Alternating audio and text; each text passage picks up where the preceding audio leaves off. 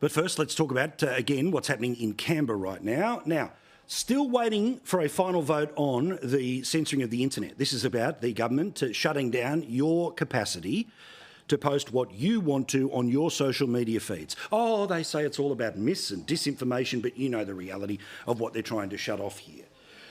Now, the Senate will vote on that.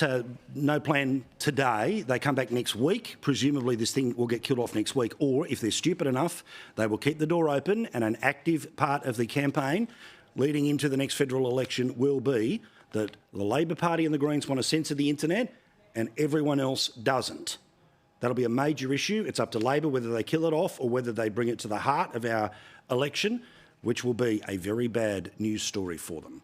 But today, the Prime Minister trying to distract from what is going to be this inevitable defeat of his attempt to censor adults on the internet, and we're turning towards trying to keep kids away from social media. Now, I've said for years that social media is poison. It is poison for way too many adults, and that poison should not be extended to children. Apart from what they see, the capacity for bullies to message you in the middle of the night, for people to gang up on you in a digital way, means that the problems that you and I felt when we went to school, well, they extend home, and it means there's a 24/7 cycle of, among other things, that is bullying.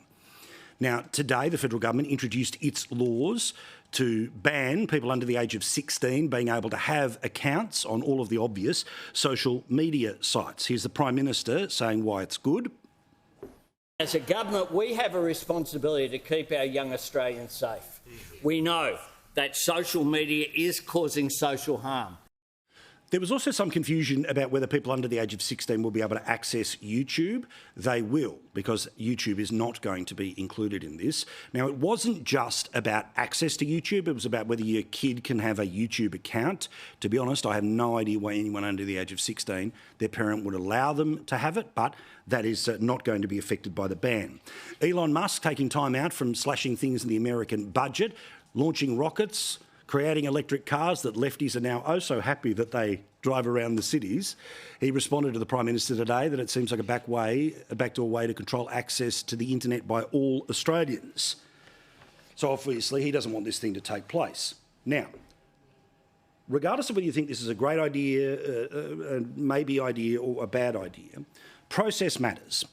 When we are talking about something as big and as serious with all of its potential intended and unintended consequences, the way that generally the process works is because the government doesn't have a majority in the Senate. Now, they generally do once they get the Greens and the lefties on the crossbench, but they don't have the outright numbers, which means that any piece of legislation as controversial as this is normally sent off to a committee.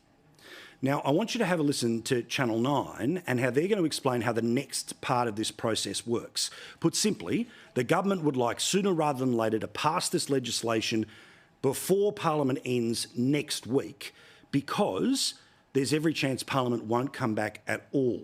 A perfect example, and Bronwyn Bishop mentioned this last night, about why the government might tell us they want to have a budget and tell us they want to have an election in May, is that politicians who aren't going to be coming back after the next election, people like Bill Shorten, are giving their farewell speeches now.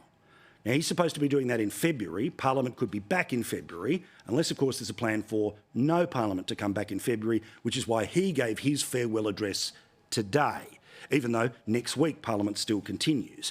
But have a listen to the review process. Now, think about how big this is. This is about limiting kids' access to social media and, as Elon Musk suggests, the potential complicating factors around all of it. Does this sound like a government who cares at all what anyone else thinks about these laws?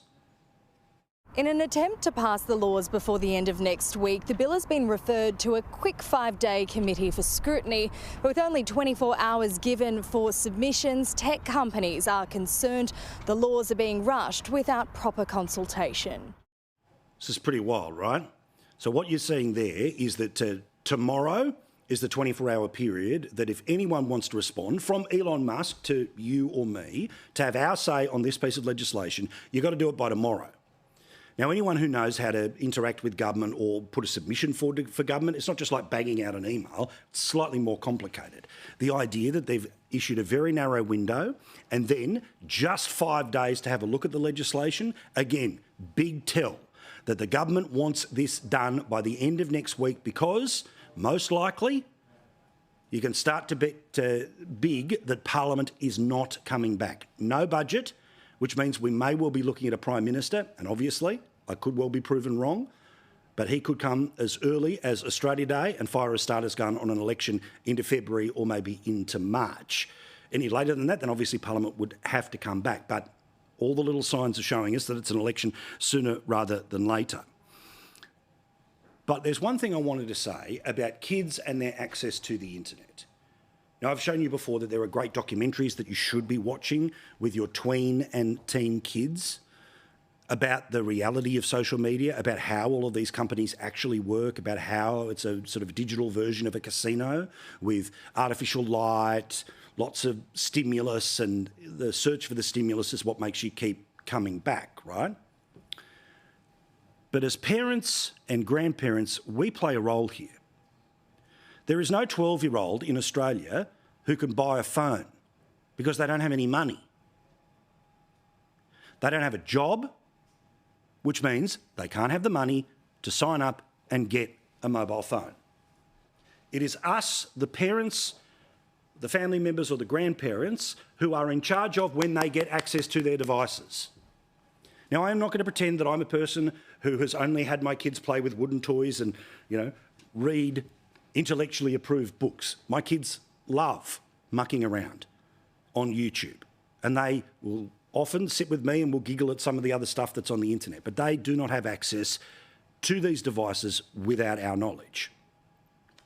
Please, if the parents of Australia could start to unite, and in all of those Facebook and WhatsApp groups that exist from kindergarten all the way through to year 12, before the kid can afford to buy a phone, let's decide the types of phones they can buy.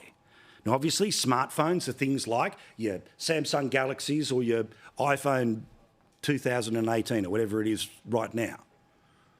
The other option is a thing called a dumb phone, which is a telephone only. It does not have access to the internet. It may or may not, hopefully not, have a camera, and you cannot access apps. If, for whatever reason, you think it's time for your kid or grandkid, niece, nephew or friend to have a phone, for goodness sake, make it a dumb one.